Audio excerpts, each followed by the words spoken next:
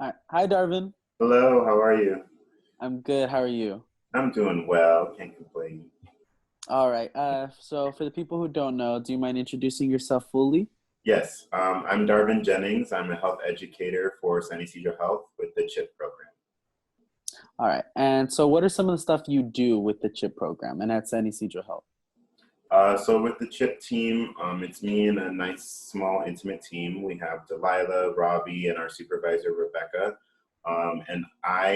My role is to facilitate an empowerment group, which is a youth group that focuses on empowering young gay, bisexual, African American, and Latino men that are 16 to 29 years old.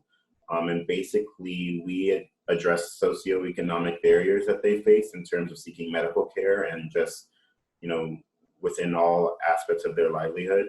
And so we'll plan like really fun events. We'll take them out and do things. We try to encourage them to be big members of their community. Sorry about that. And what we really strive to do is, connect them with HIV prevention. And for our members who are already living with HIV, we refer them to services and get them into care as soon as possible.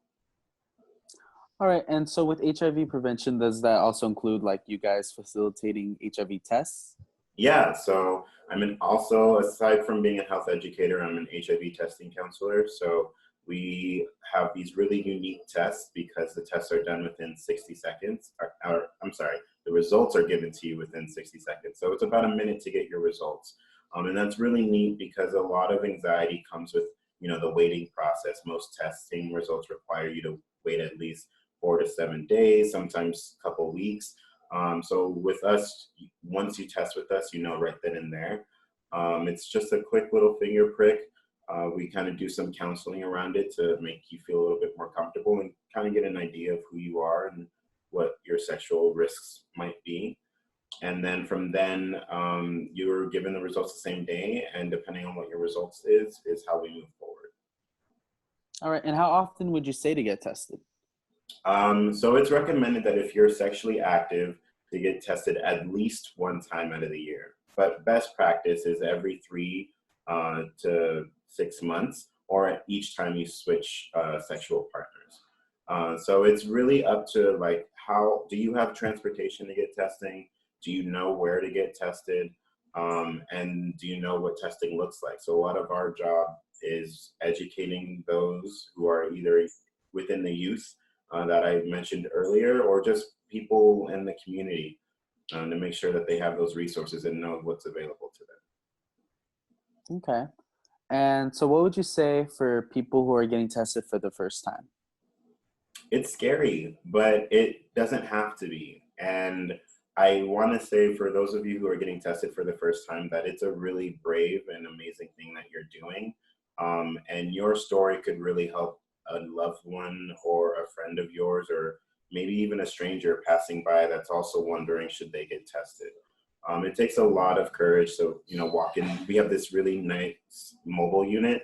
And so it looks like a big food truck, which makes people feel a little bit more comfortable. Um, but if it's your first time, I want to say thank you above anything, because you're doing your part to help us do our work. Yeah, the first time I did it, I was pretty nervous myself. Mhm. And so I was wondering, do you have any tips for people, for first timers, like things to calm their nerves or also like things they can just do before or even after? Yeah, I'll give you a little anecdote. So, I actually, at 19 years old, when I first got tested at Teen Clinic, and I was super uncomfortable and I was very scared. One, I dislike needles completely, so it's really ironic that I get to prick people.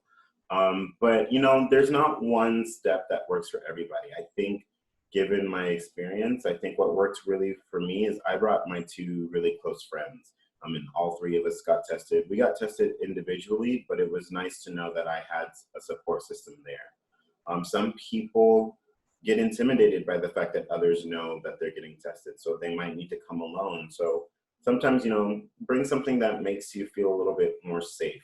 Something from home or something that you wear that makes you feel confident or feel good, and then asking questions.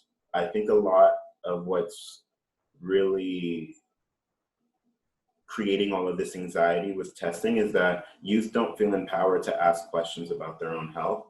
And so that's what I really value about Teen Clinic space and with my program, is that we create this space that empowers youth to be advocates for their own health and ask questions.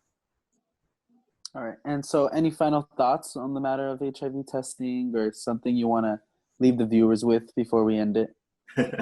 I think with HIV testing, there's a lot of pandemic talk and things going on right now. I think if HIV is one of your many concerns in terms of where we're at in the world, call Teen Clinic.